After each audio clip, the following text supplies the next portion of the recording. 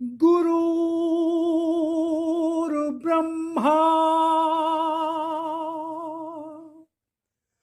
गुरुर्विष्णु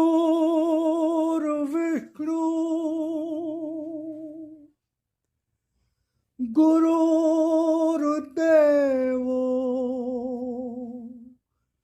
महेश्वरा गुरुर्साक्षात् परब्रह्म तस्मै श्री गुरुवे नमः।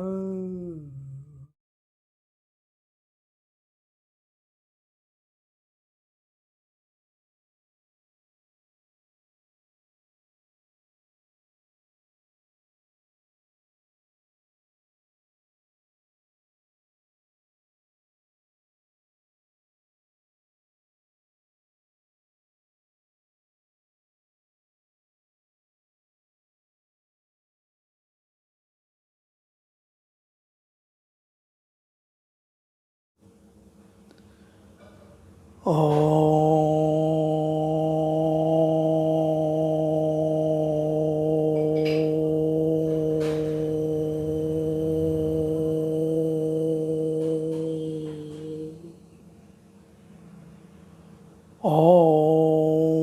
भूर्भुवः स्वः तत्सवितुर्वरेण्यं भर्गो देवस्य धीमहि धियो यो नः प्रचोदयात्। हे प्राण स्वरूप, दुख नाशक, सुख स्वरूप परमात्मा, मैं तेरे उस अनिर्वचनीय तेज का ध्यान करता हूँ जो आनंद देने वाला है। हे प्रभु, मेरी बुद्धि को, मेरे कर्मों को अपनी ओर ले चल। ओम ओम ओम। भगवान ने कहा, जन जन तक पहुँचो, जहाँ अंधकार है उस मन तक पहुँचो जहाँ मेरी पुकार है। इसी उद्देश्य की पूर्ति हेतु मैं इन वाणी की सामग्री को आपके समक्ष लाता रहा हूँ, लाता जा रहा हूँ, लाता रहूँगा। तो शुरू में मैं भगवान की वाणी का परिचय देता हूँ, जिसमें 2 से 3 मिनट लगते हैं। उसके पश्चात भगवान की वाणी का प्रारंभ होता है। अगर आप बहुत व्यस्त हैं, समय नहीं है, तो मैं समय दे देता हूँ कि कहाँ से भगवान की वाणी का प्रारंभ होगा। तो समय का अभाव होने पर आप वहाँ से उसको सुन सकते हैं, अन्यथा मेरा तो निवेदन आग्रह होगा कि आप उसको पूरा ही सुने। ओम ओम ओम राम।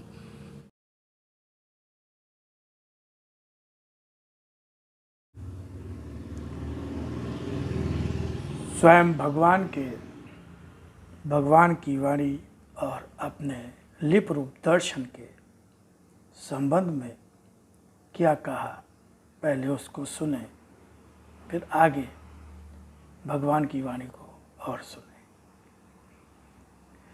वाणी को समझो, उसके एक एक अक्षर में अर्थ भरा है। कोई भी शब्द, कोई भी अक्षर मात्र भाषा का खेल नहीं, यह शक्ति है। वाणी है मेरी, जिसका रूप साधारण नहीं, जिसकी प्रामाणिकता को तलाशने अन्य कहीं नहीं जाना होगा। फिर भी उसके अक्षरों में मेरी वाणी का विश्वास लेकर, उसके रूप में मेरी शक्ति के दर्शन का विश्वास लेकर ही डूब जाना होगा। तभी पहचान सकोगे मेरी, तभी पहचान पा सकोगे मेरी, तभी पहचान पा सकोगे मेरी। इसी तरह आज भी तुम्हारा आराध्य भगवान ने जिस तरह से भगवान श्री राम, भगवान श्री कृष्ण आए और उन्होंने असत्य धर्म का नाश किया। जब प्रभु श्री राम आए तो रावण मारा गया। जब भगवान श्री कृष्ण आए तो कंस और उसके सारे संगी साथी मारे गए। इसी प्रकार भगवान कह रहे हैं, इसी तरह आज भी तुम्हारा आराध्य फिर आया है तुम्हारे सामने। इसका रूप आज है वही जो पहले भी और सदा से ही पिता के रूप में, भगवान के रूप में कहते और पुकारते रहे हो अपने कष्ट भरे क्षणों में। और इस रूप में भी दर्शन जो मेरा है उसका प्रयोजन भी वही है। लिप रूप में मेरी शक्ति का यह दर्शन किस तरह सारे युग का असत्य और धर्म समेटकर सत्य और धर्म का प्रतिष्ठापन करता स्वयं ही देखना।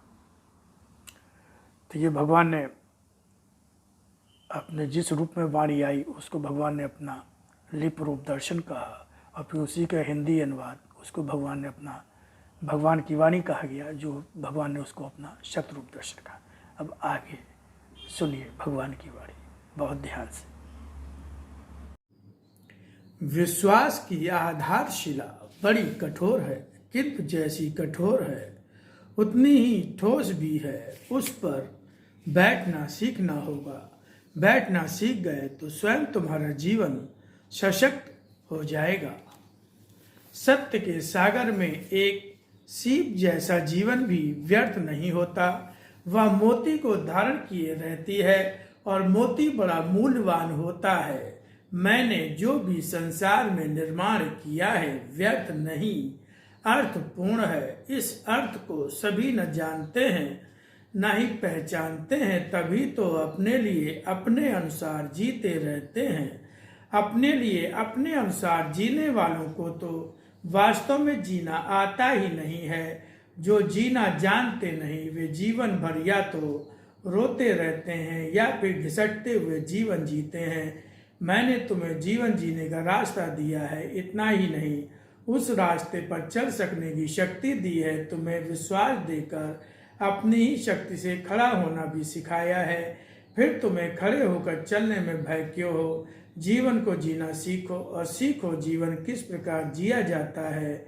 जीवन बड़ा ही बहुमूल्य है, इसे जब भी मेरे चरणों में अर्पित कर दोगे तुम्हारा जीवन कमजोर नहीं होगा। कमजोर होने का अर्थ ही है जीवन का तुम्हारा अपना होना। जो तुम्हारा है वही कमजोर है।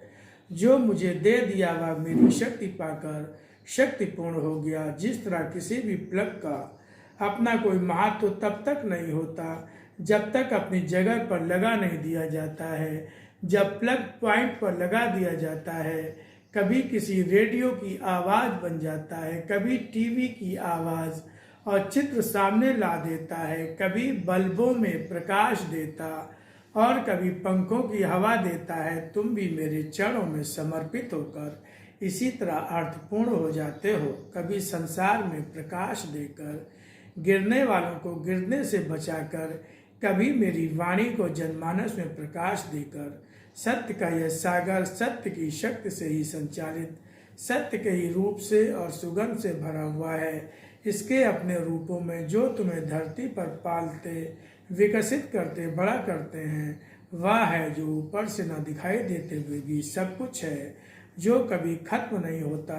अनंत काल से यह काल तुम्हें समय देता रहा।